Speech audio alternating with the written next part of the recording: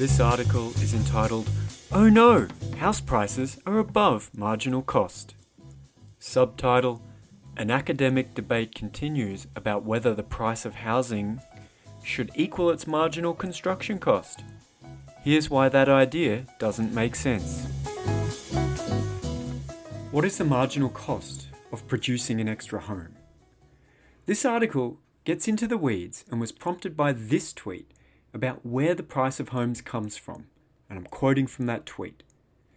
"Price would equal marginal construction cost, otherwise there would be an incentive to keep building, but marginal cost exceeds average cost." End quote. This idea dominates a lot of housing economics. Here's Harvard professor Ed Glaser in the Journal of Economic Perspectives, and I'm quoting, "We show that the cost, meaning the market price, of Manhattan apartments are far higher than the marginal construction costs." End quote.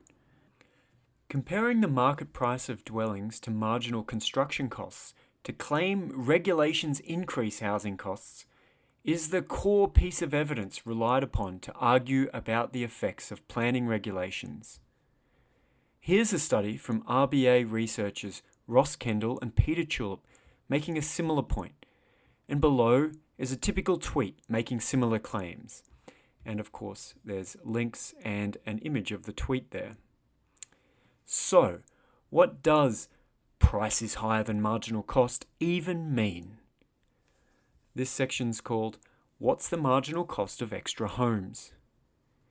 Let's say it costs $1 million to build a 5-storey apartment building with 10 apartments. So the average construction cost is $100,000 per unit. So this is the average cost, or AC. Before construction, it may be possible to redesign the building and incorporate an 11th apartment. However, the total construction cost of this design might be $1.2 million, which means that the extra cost, or the marginal cost, of the 11th apartment is $200,000. It costs $1 million for 10 dwellings, but $1.2 million for 11. Therefore, all similar apartments in this location, under these cost conditions, should be priced at $200,000, as this is the marginal construction cost of an extra apartment in this building. If apartments were priced in the market at less than $200,000, it is certainly true that 11 apartments wouldn't be constructed on this site, as the property owner makes less money compared to building 10 apartments. If apartments were priced at $180,000, building 10 apartments leaves you with $800,000 after construction costs, so that's $180,000 times 10 to get $1.8 million minus the $1 million construction cost.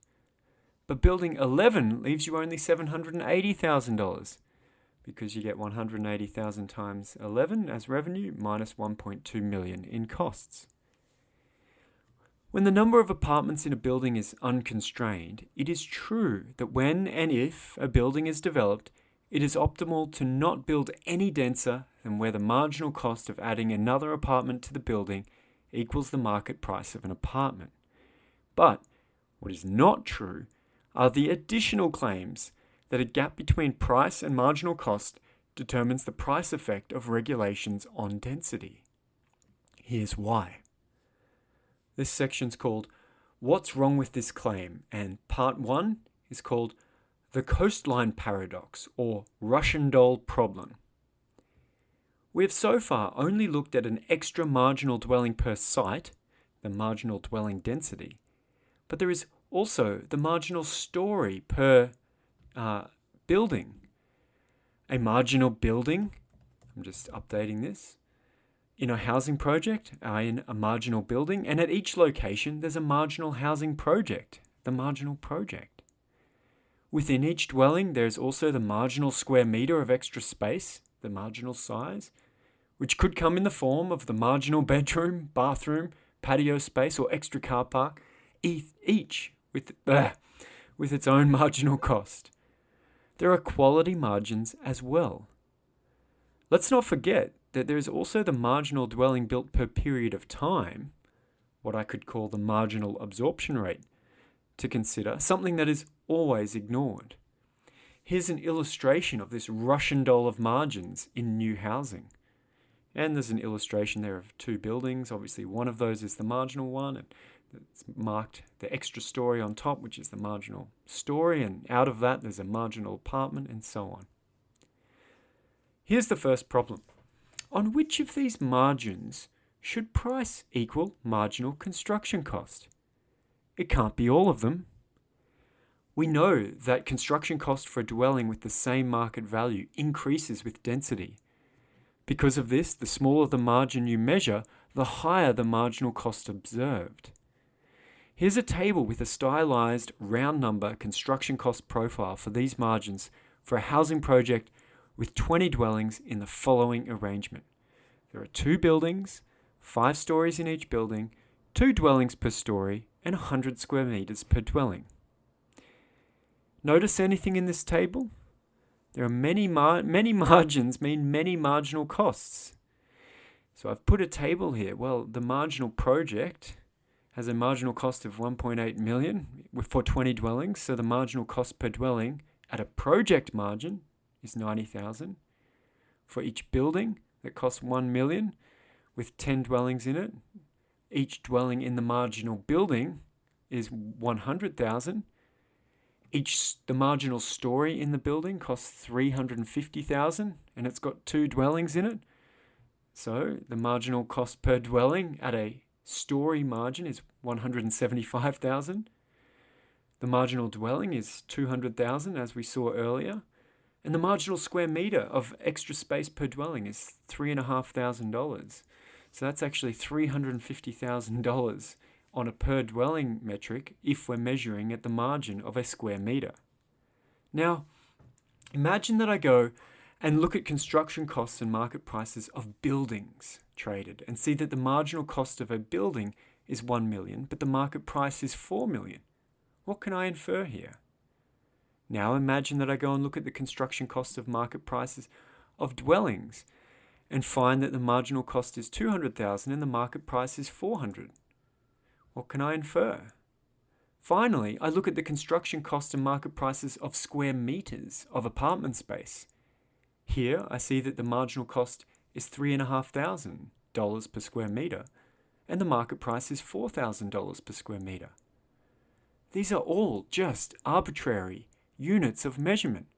One says that 3/4 of the market price is a deviation from marginal cost, another says that half is a deviation, and another says that 1/8 is the deviation.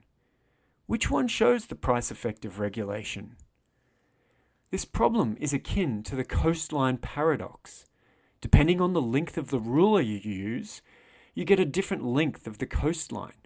A longer ruler means a shorter measured length, and in our case of dwellings, this means that the larger your unit of measurement, the lower your marginal cost relative to the price of that unit. This subsection, part 2, is called the density problem. Another problem is that the marginal cost of adding an extra dwelling of equal value rises with the density of housing projects. The extra marginal dwelling in a 5-story building has a much lower cost than the marginal dwelling in a 100-story building. The marginal cost of adding height and dwellings when designing tall buildings can be double or more than that of smaller ones. The charts below are from my feasibility guide for planners. They show the rising average cost per square meter for denser projects and even faster rising marginal costs. And in these charts, you can see average costs rising from $2,500 a square meter for an apartment to over $6,000 a square meter for a high-rise in Sydney. And the marginal cost per square meter for a high-rise going from 40 stories to 80 stories in Sydney is nearly $8,000 a square meter. So which marginal cost sets the price of housing in an unregulated market? Is it $2,500 per square meter or $8,000 per square meter? We can only know if the price is above marginal cost if we assume a particular density. But there is a density where the marginal cost will equal any price. There is not one marginal cost, but many different ones. The point where marginal cost equals price only tells us at a specific point in time what the profit maximizing density is at that time, at that location. Once a building is built, markets change and it immediately becomes the wrong density again. I explain this density equilibrium concept in detail in my new book, The Great Housing Hijack. Even if